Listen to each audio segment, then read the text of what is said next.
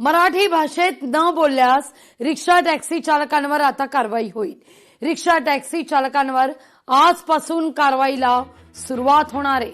नियम फक्त कागदावरच नको असं अरुण सावंत म्हणतात। नियमाची प्रभावीपणे अंमलबजावणी झाली पाहिजे असं सावंत यांचं म्हणणं आहे।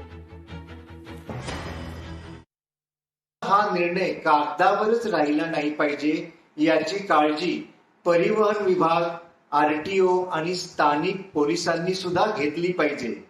हा निर्णय राबविताना चालकांना सुद्धा कोणत्याही प्रकारचा अनावश्यक त्रास झाला नाही पाहिजे याची काळजी सुद्धा घेतली गेली पाहिजे आणि प्रवासी, चालक, मराठी भाषेचा मान सन्मान या तीनही गोष्टी कशा एक साथ पुढे जातील हे पाहणं आपलं सर्वांचं कर्तव्य आहे। तेव्हाच हा हेतू साध्य झाला असं म्हणता येईल। लोकशाही मराठी ऐका, पहा, जागरूक रहा।